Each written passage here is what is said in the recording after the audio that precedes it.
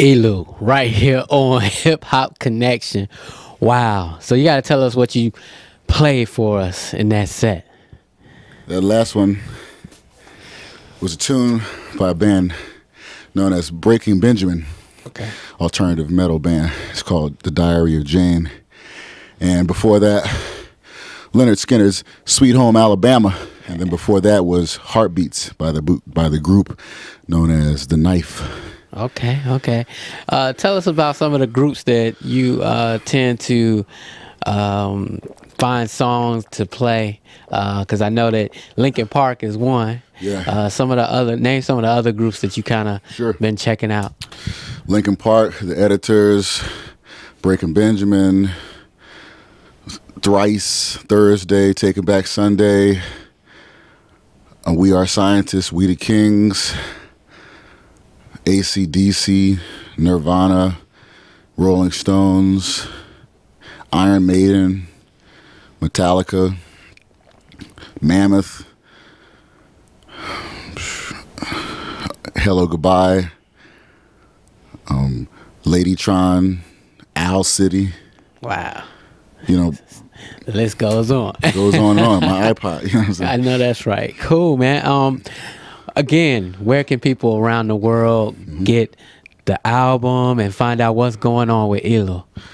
Sure. Well, right now the album is available at cdbaby.com. Pretty soon it will be on iTunes, probably around Valentine's Day.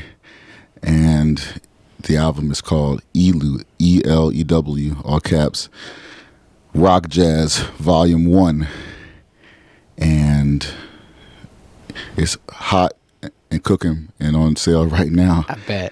And a lot of these tunes are on there. Okay. You can hear them play on a piano with all the effects that the piano has and stuff like that. And also, just in other news, I have a ballet that I wrote that Judith Jameson choreographed, being toured by the Alvin Ailey Dance Theater. It's in D.C. right now, being performed at the Kennedy Center.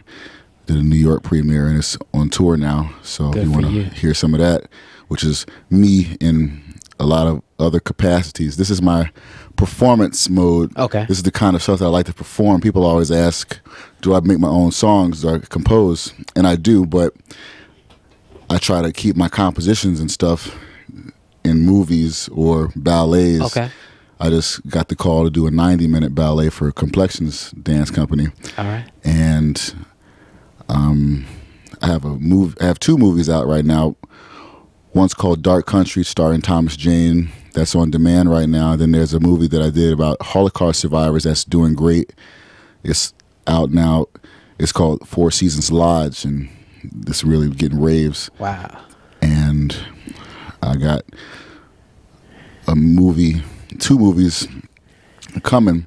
I just did a Walt Disney thing. I'm going to be doing the soundtrack for a Walt Disney Home Video series, and I just did the camera work already on it. Wow. You know, so about jazz in the 20s and stuff. Okay. And so when it comes to the compositional side of things, basically this is like another layer of rock jazz. This is another thing.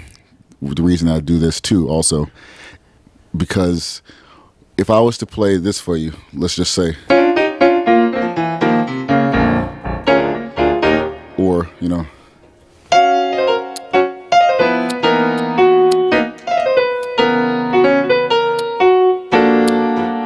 or like,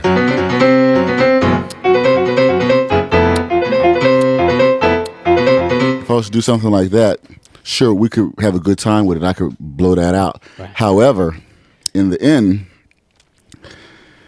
a lot of people in the audience would go away not knowing whether they could trust me with an orchestral movie score. Okay, I got you. You see what I'm saying? And that's the problem with straight jazz as far as my ambitions go. Right, what you want to do. Well, for all the sweat that I put into it, the returns are not so good because it's like, well, my audience is still being left with questions. Okay. They'll say, oh, yeah, he can play abstract jazz or original jazz really cool or whatever. Right. But once I play the Killers or Mr. Brightside or some of these other tunes that have these kind of things that some of your viewing or listening public are going to be like, I don't know, that's not really, I don't know what that is. But here's the point, y'all. The idea is that when you hear Spider-Man and you hear, you know what I'm saying? Right. You hear these kind of things, or, you know,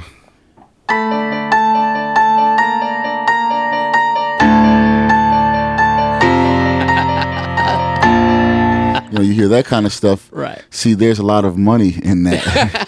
You know, those are blockbuster type of sounds, right? Tell them. So